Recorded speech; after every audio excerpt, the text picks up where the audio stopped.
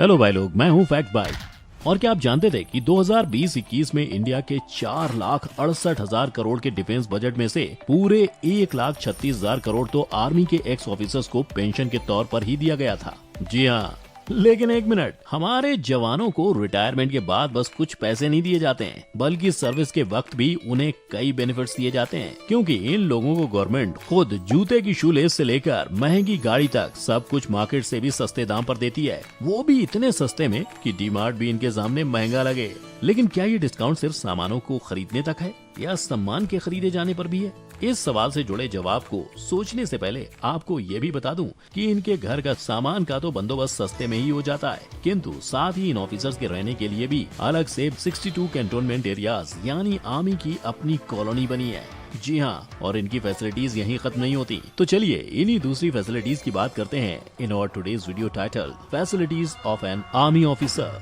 Number 1, canteen stores department. अब भाइयों, इस फैसिलिटी के नाम पर बिल्कुल मत जाना, क्योंकि कैंटीन स्टोर डिपार्टमेंट या सीएसडी में स्कूल कॉलेज जैसे सिर्फ खाना ही नहीं बल्कि एमआरपी से कई गुना सस्ते भाव पर किराने के सामान से लेकर गाड़ियां तक सब कुछ मिलेगा, पर सिर्फ आर्मी ऑफिसर्स को। ये कमाल की फैसिलिटी हमारे जवानों को इंडिया की आजादी से भी कई सालों पहले से मिलती आ रही है, जिसकी शुरुआत 1920 में हुई थी और तब इसे द आर्मी कैंटीन बोर्ड बुलाया जाता था, जिसका काम इंडिया में रह रहे अंग्रेज सैनिकों को खाने पीने का सामान प्रोवाइड करना था। पर धीरे धीरे ये कैंटीन ने भी बदलते वक्त के साथ कई सारे बदलाव देखे और फाइनली जाके जनवरी 1, 1948 में इंडियन गवर्नमेंट द्वारा 48 लाख के बजट के साथ सीएसडी का निर्माण हुआ, जिसका मकसद था देश के करंट जवान, एक्स सर्विसमैन और उनके परिवार वालों को रोजमर्रा की चीजें मार्केट से कम भाव पर बेचना। और इस पूरे डिपार्टमेंट को संभालने का काम मिनिस्ट्री ऑफ डिफेंस करती है, जिन्होंने पूरे देश में सीएसडी के कुल 33 एरिया डिपो बनाए हुए हैं, जो किसी होलसेल डिपो या गोडाउन की तरह ही काम करते हैं।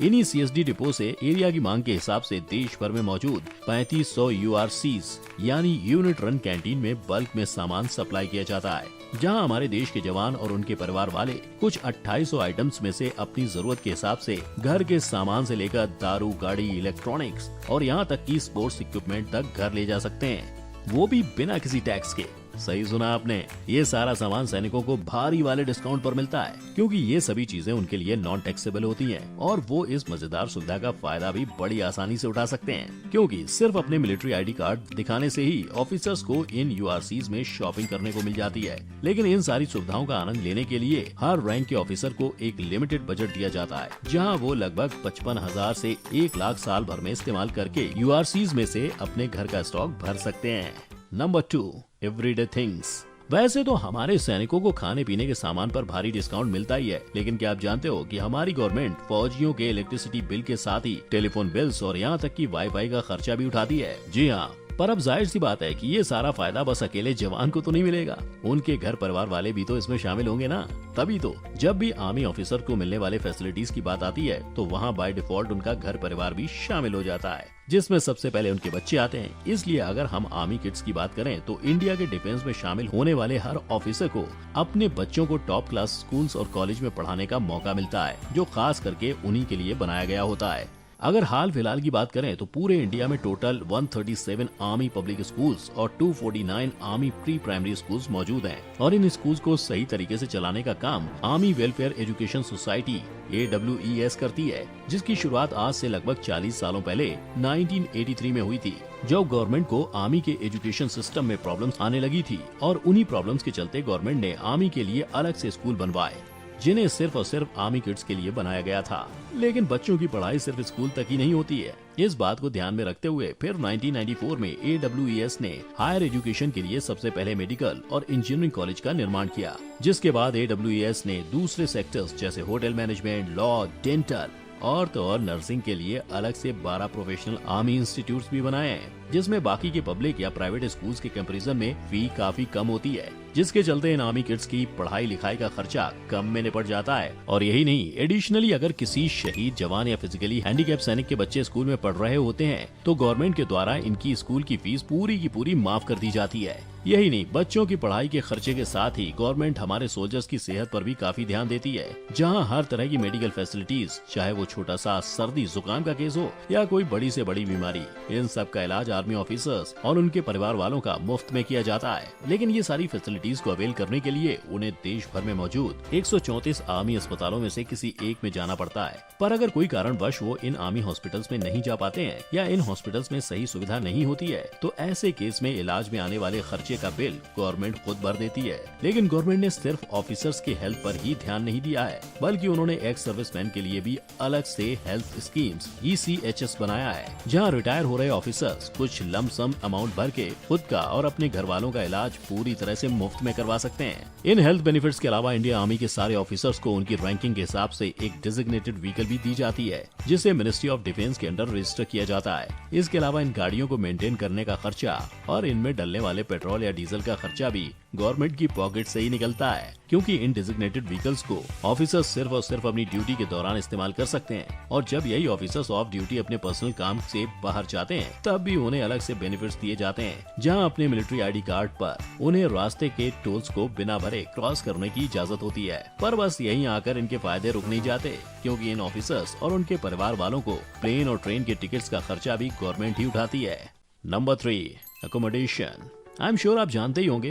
कि हमारे देश के सैनिकों को घर वगैरह तो दिया ही जाता है, पर क्या आप जानते थे कि इन घरों में रहने के लिए उन्हें रेंट देना पड़ता है? जी हाँ, और ये रेंट का सिस्टम हर स्टेट में और हर ऑफिसर के ओहदे के हिसाब से अलग अलग होता है। पर सिर्फ रेंट का अमाउंट ही नहीं, बल्कि इनको दिए जाने वाले घर भी इन ऑफिसर्स के रैंक के हिसाब से तय होते हैं, जिसमें कई बार इन्हें गवर्नमेंट BAH यानी बेसिक हाउस अलाउंस में रेंट का अमाउंट दे देती है। जहां लेफ्टिनेंट या कैप्टन के पोजीशन पर खड़े ऑफिसर को 2 BHK घर मिलता है, वहीं उनसे ऊंचे पद के ऑफिसर को अक्सर बंगलों में रहने की सुविधा दी जाती है। लेकिन सिर्फ घर की फैसिलिटी नहीं, बल्कि इन ऑफिसर्स को हाउस हेल्प के लिए अलग से अलाउंस भी दी जाती है, और ये सारे घर और बंगलौज ज्यादातर कैंटोनमेंट एरियाज में स्थित होते हैं, जिन्हें खास तौर पर आर्मी ऑफिसर्स और उनके घर वालों के लिए बनाया गया है। अगर करंट टाइम की बात करें तो भारत में in total 62 official cantonment areas बने हुए हैं, जो कुल 10,57,000 एकड़ में फैले हुए हैं। पर अगर कभी ऐसा हो जाए कि किसी ऑफिसर को इन दिए गए घरों में रहना पसंद न आए, या वो जगह उन्हें उनकी जरूरत अनुसार छोटी लगती है, तो ऐसे में वो अपने रहने का बंदोबस्त खुद ही कर लेते हैं, जिसके बदले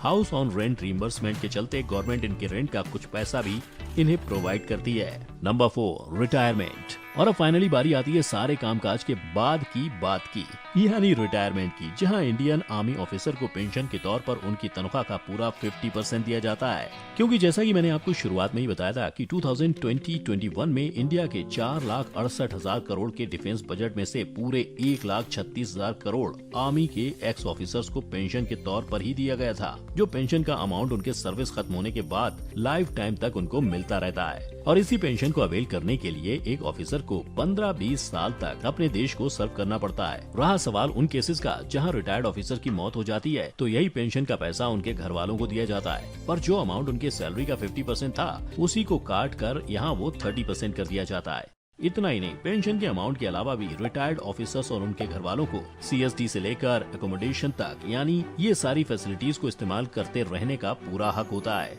जहां एडिशनली एक्स सर्विसमैन की तरह ही ये लोग भी मेडिकल क्लेम जैसे ECH का लाभ ले सकते हैं। लेकिन इनकी ये सुविधा सिर्फ रिटायरमेंट के बाद मिलने तक नहीं है, क्योंकि जब डिफेंस में काम करने वाले लोग 60 साल से पहले रिटायर हो जाते हैं, तब इनके पास पैसे कमाने का एक और ऑप्शन हो। इसीलिए इनके इसी फ्यूचर को ध्यान में रखते हुए गवर्नमेंट ने दिसंबर 1979 में एक प्रोविजन इंट्रोड्यूस किया था, जिसके अकॉर्डिंग एक्स सर्विसमैन और रिटायर्ड ऑफिसर्स के लिए गवर्नमेंट सेक्टर में अलग से सीट रिजर्व की जाती हैं, जिसमें ग्रुप C पोस्ट के लिए 10% सीट्स होती हैं, जो अक्सर डेस्क जॉब या क्लर्क जॉब्स के लिए होती हैं। वहीं ग्रुप D के मेंटेनेंस या लेबर वर्क की कैटेगरी के लिए ये सीट्स 20% तक होती हैं। लेकिन ये सारी फैसिलिटीज और बेनिफिट्स होने के बावजूद कई आर्मी ऑफिशियल्स को आज भी इनका फायदा उठाने में कई मुश्किलों का सामना करना पड़ता है, क्योंकि जहां प्रेजेंट में कुल 12,37,117 एक्टिव सोल्जर्स हमारे देश के आर्मी में मौजूद हैं, वहीं हम अगर देखने जाएं तो एकोमोडेशन के लिए देश में सिर्फ 62 कैंटोनमेंट एरियाज हैं। ऐसे में आप ही सोचो, इतने सारे सोल्जर्स हैं, लेकिन उनके हिसाब से घर कितने कम है ना? पर ये इकलौती प्रॉब्लम नहीं है, बल्कि इन ऑफिसर्स के परिवार वालों को भी अक्सर कई प्रॉब्लम्स का सामना करना पड़ता है, जहां बार बार पोस्टिंग बदलने की वजह से उनके बच्चों को स्कूल चेंज करने का भी प्रॉब्लम फेस करना पड़ता है। तो अब आप ही नीचे कमेंट में बताओ, इन फैसिलिटीज के फायदे अच्छे हैं या ये सारे नुक्स? साथ ही वीडियो को लाइक और शेयर करना मत भूलना और अगर ऐसे ही वीडियोस देखते रहना चाहते हो तो चैनल को सब्सक्राइब करके बेल आइकन हिट कर देना। हम मिलेंगे नेक्स्ट टाइम। जय हिंद।